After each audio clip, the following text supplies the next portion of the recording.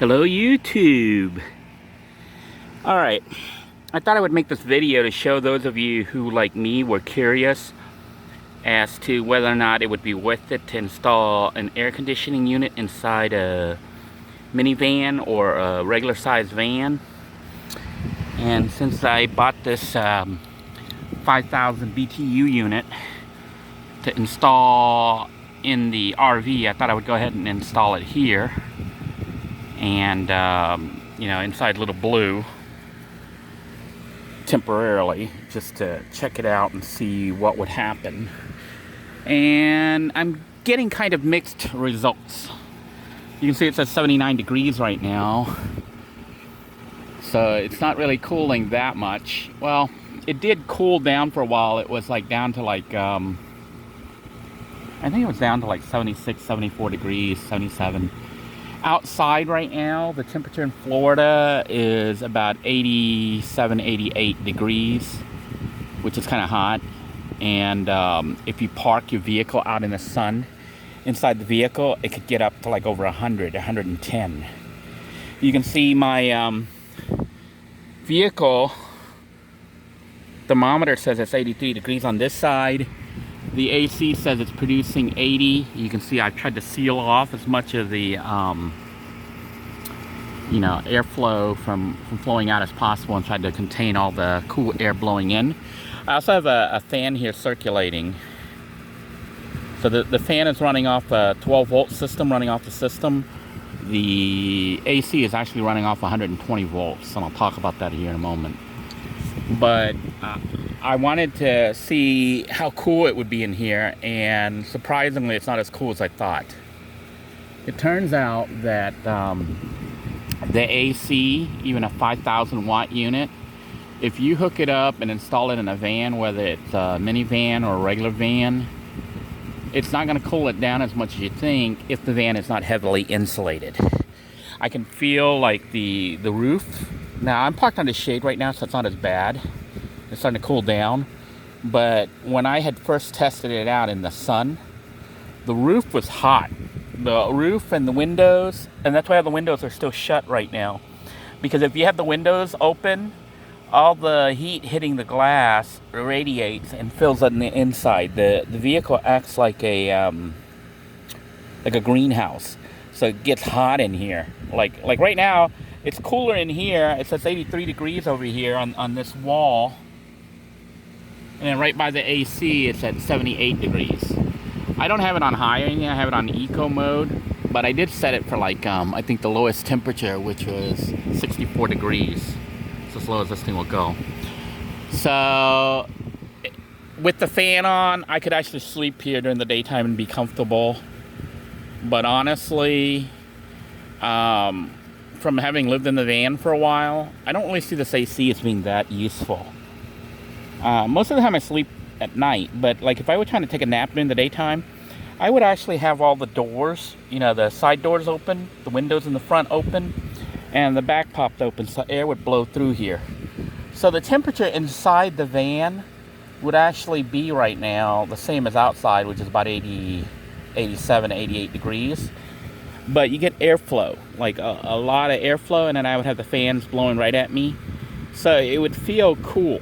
Probably not as cool as 73 to 82 degrees. See, the further we get away, the hotter it is. In the front, you can see I sealed it off. Because if you go into the front, it's actually probably like 90 degrees out there, you know, in the front cab area. So those of you who are wanting to install air conditioning in a van, if you're planning on installing AC and even sealed off like this without heavily insulating your van, and I don't even know how well it would work even if you heavily insulated it, because the metal, the shell of the vehicle is metal, and metal conducts heat. So like when heat hits it somewhere, it spreads across the whole shell, you know, the whole frame, the whole body. And then so you're basically sitting inside an oven. That's what you're doing. And even with the air conditioner unit, and you can see I'm only cooling this top portion here. You know, I have the whole bottom portion blocked off, so air's not even trying to circulate or cool the whole section. It's just cooling the top part where I'm laying, and it's not as cold as you would think. I thought it would drop down to like 68, 69 degrees in here, and it didn't do that. I use the same air conditioning unit in the RV and good enough. And in the bedroom, when I sealed it off, I think it was actually doing better than it is in here, in the van, which is weird. But the RV, it turns out, even as poorly constructed as it is, I think it's more insulated. And the fact is, the body is not metal. You know, the siding, the wall, and the roof is not metal. It's plastic or fiberglass, and that holds less heat than metal.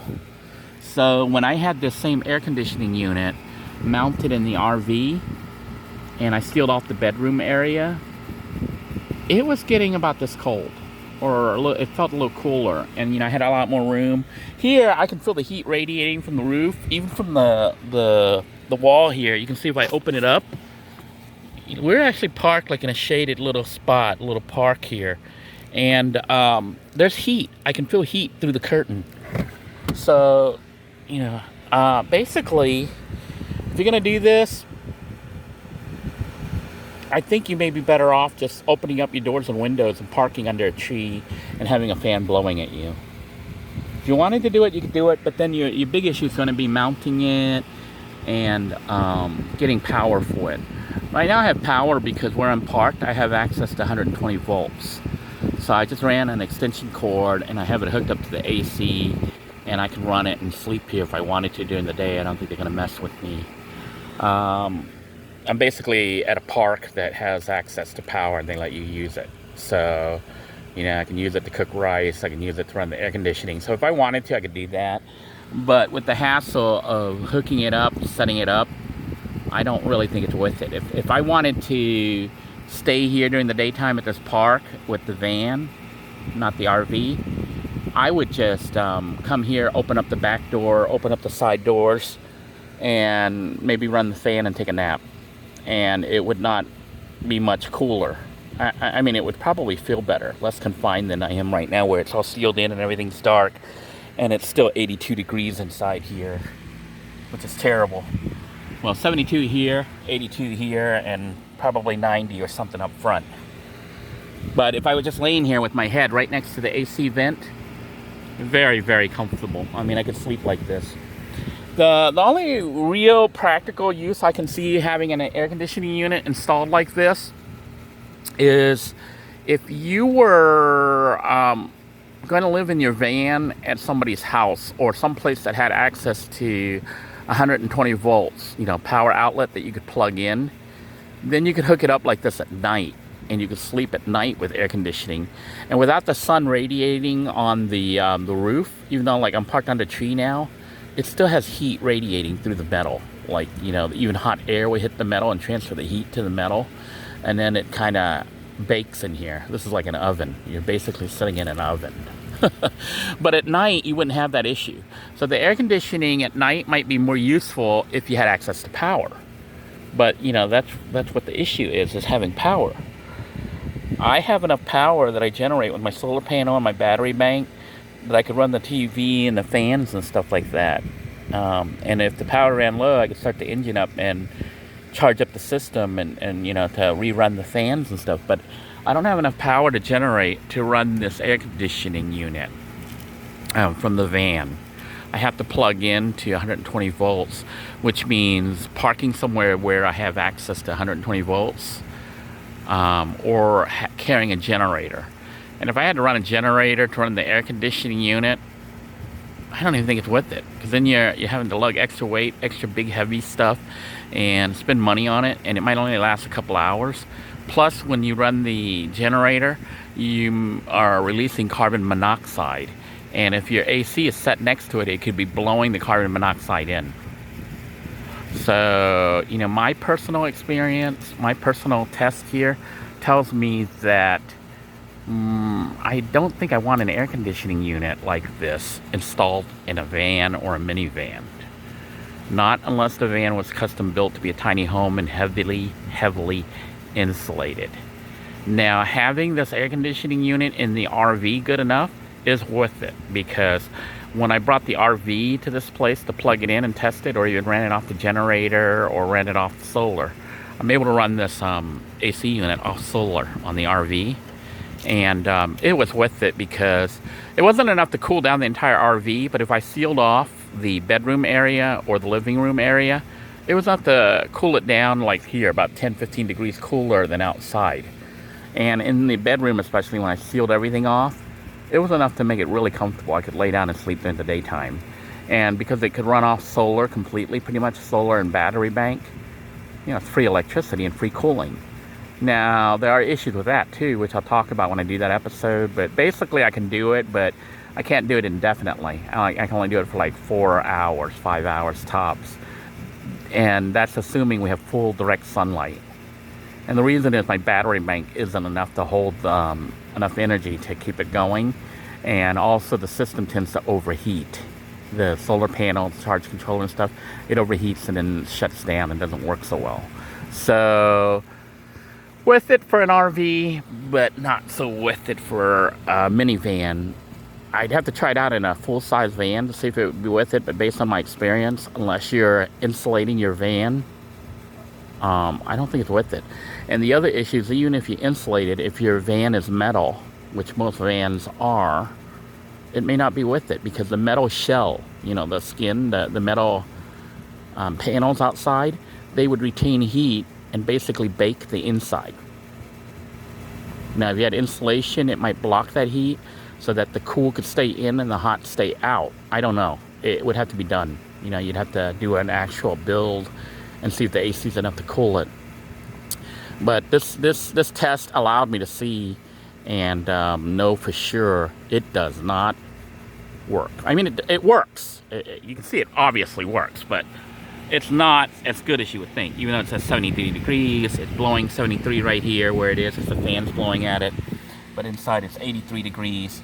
Outside it's 87, 88 degrees. Okay.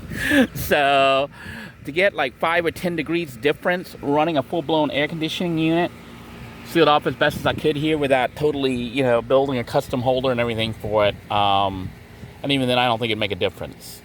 The only way I can see it making a difference is covering the metal panel with some other stuff that blocks the heat from hitting the metal to keep the heat from transferring. So let's take a look outside and I'll show you how I mounted this. But you can see it's got a custom mount bracket wooden thing here that I built. And I did that. This same wooden holder here is made for the RV. It was initially designed to hold the AC unit up on the RV window. And then I went ahead and built a additional bracket here for a little blue so I could put the AC in here to test it out and see if I wanted to keep it. I may keep the bracket there and then take the AC maybe, you know, if I come to this park to lay down, or other parks where I have power. Because, I mean, it is nice to have, but not as nice as I would have hoped. I would have thought it would have gotten like in the 69, 70 degrees in here, and it's nowhere near that. You can see it's at 79 out there. That's barely any cooler than it is outside. I'm laying here with the fan and I'm like, you know, I might shut the whole thing off, disable everything and open up all the windows and doors and let airflow in here, and it'd probably be more comfortable. It should be a lot easier to pack and move things. I'm hearing noise. And that noise is actually, I think, water. You know, water condenses and drips out. So it's pulling moisture from in here. So I'm going to take it outside right now to show you what it looks like on the install on the outside. All right, we are behind the vehicle, and you can see I just temporarily rigged, put an old sheet over this to seal it in. But I used my drapes and stuff, and you can see water dripping here, and it's tilted so it'll run down and drip out here and miss not going inside there. But this is how it's mounted, just to show you a little bit. Maybe I'll have to show it when, you know, the thing's not all completely hooked up. But I basically built I had the bed build, you know how it folds into pieces like with wood. But what I did was I put a beam that went across using I think a 1x2, little thin one.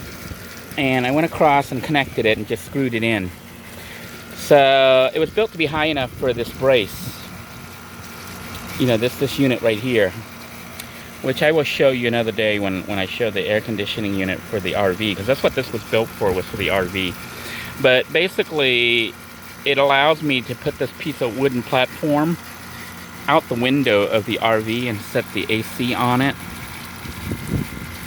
just like I do right now. So I built like almost like an RV holder window spot here. And this beams are just to hold it in place. I also have another beam there to kind of have the wood sit up against it. But the L bracket is kind of holding everything up. So if you were going to do a permanent mount on this, you might take out the rear window and then replace it with a piece of wood or something. Fiberglass, I don't know. Or you could do it like this and you could keep, taking it up and down. I didn't bother with the bottom. If I was really going to do this and keep it, I probably would take out the oven here and make this area here where I could store the AC, so I could just pick it up and put it down there. Close the hatch back, and people wouldn't even know I was here. Right now I'm carrying the AC up front because it's not permanent, and I'm pretty sure I'm going to put it back into the RV and not really use it in the van too much, just because the results were kind of disappointing. It only took things down like 10 degrees cooler inside the vehicle than outside. I was expecting more like 25 degrees cooler. Now, if I was living at somebody's house, and they let me park in their yard or in their backyard or out front of their house, and I ran a cable and I had access to, no neighbors would complain about the AC sitting out like this, it might be worth it for nighttime to sleep, because it is really comfortable where your head is, where the cold air is blowing at you. But as far as doing this for living in a van, I wouldn't do it. Just not with the little cooling that you got out of it. If I was going to do this in a van type situation, I would definitely have to build and insulate the van, because without insulation, this AC unit, no good. So I hope that helps you guys. Those of you who are thinking of trying to put in an AC, thinking it would be your cure-all. Just to show you how I have it, basically have a plug here that comes to a picnic pavilion, and it's not. I mean, the vehicle doesn't look like it's really doing anything. Somebody driving by, they didn't even know what I'm doing, but the plug is all just this little cable, and it is allowed. I mean, they have it on. The park allows you to use the power, because you can come here and hook up a fan, a stereo, whatever. So I hook up the AC, I can run it, I can lay here, but. Like I said, after trying it out in real life, trying it in a real world situation, I know that for me personally, I don't think I want air conditioning in the van, other than the van's AC system already, from the cockpit area, not in addition to because there's a lot of space to take up, kind of a pain to put up and take down, and the cooling level really isn't cool. So, take care everyone. I hope you enjoyed this video. Be sure to give it a thumbs up. If you haven't already subscribed to the channel, you'll want to make sure you hit the subscribe button and tap the notification bell for the latest updates. And hopefully I'll be putting up some more videos. Until next time everyone, take care. God bless you all. Please take care. Bye-bye now.